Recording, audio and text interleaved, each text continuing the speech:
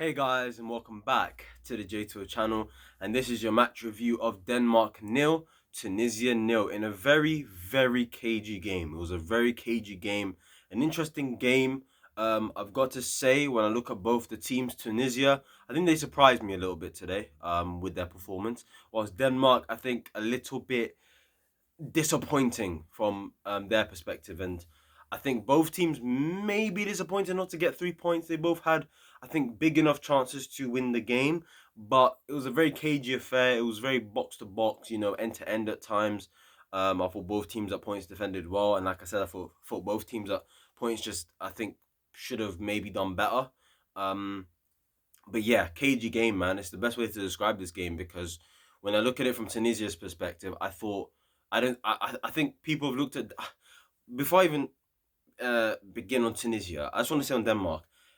I don't know why everyone's sort of saying Denmark are one of the favourites to win this tournament or Denmark have a team full of superstars. It's like, no, they don't. Denmark are one of the dark horses to do well in this tournament, to win it. Dark horse. So that's probably outside the top eight, top six favourite teams to win the World Cup. So I don't know why people are trying to overhype them as if they're this brilliant team. I think everyone's doing the Denmark is my second favorite team after the Euros last summer, and they've decided to overhype them a little bit because they got to the semi-finals of the Euros. Just relax a little bit. They're a good side, good technical players, but today they disappointed me just a little bit. I expected a little bit more, mainly from the front line. I don't think they really fed their striker. I think Dolberg it was who played tonight. I don't think they really done well to feed him much tonight. But in terms of Tunisia, wow, dogged performance. They dug in when they needed to. They showed some quality when they needed to. They probably should have scored. They're number 14 today. I think he's number 14. Aissa, I think that may be his name. And his second name, can't really pronounce it, but I know it begins with an L. So yeah, Aissa, that guy, wow. Best player on the field today, man. Best player on the field. He caught my eye. He's bold. So if you want any more, if you want a more description of him, that's all I can give you. And I think he has a beard. He must have a beard. But yeah, forget that. Regardless, he played really well tonight. Like he was absolutely fantastic. He was everywhere. He was strong. He was powerful. He was carrying the team forward. He was brilliant defensively. And yeah, he was absolutely trying his hardest. And yeah, Tunisia had a chance or two. There was one where, they'd passed it in between the centre backs of Denmark. He was through. He decided to chip Kasper Schmeichel, but Kasper gets a hand to it. It was a world-class save, so fair play to Kasper in terms of that. And in terms of Denmark, they're overriding one big chance. Was that corner, man? Eriksson whips it in. Christensen gets a header on it. He flicks it on and he misses from a yard. I don't know who it was. I forgot his name, his shirt number, but he missed it from a yard. He hit the post.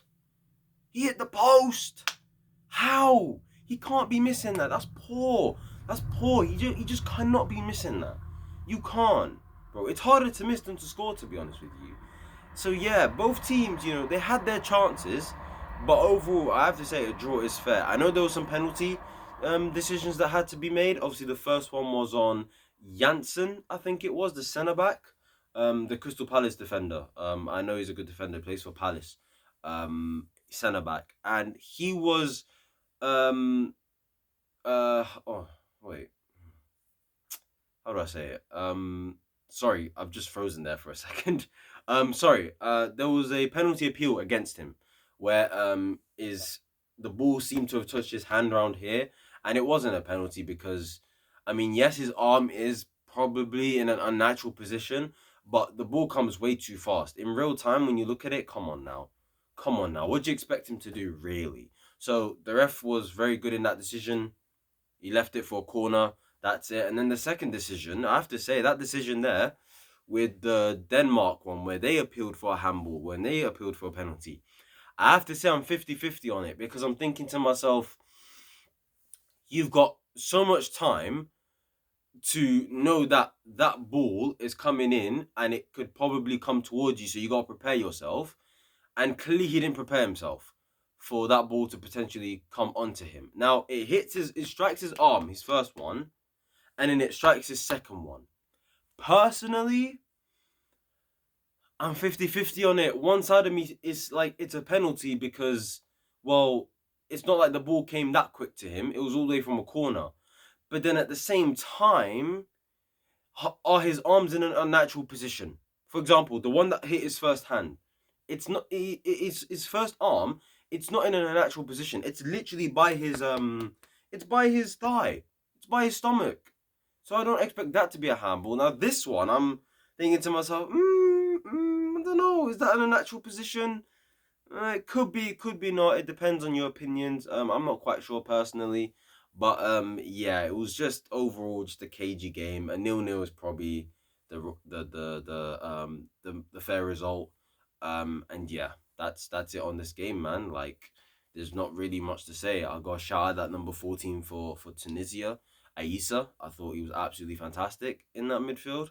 When it comes to Denmark, I know they can do better. They're a team that a lot of people actually expect to top this group, including myself.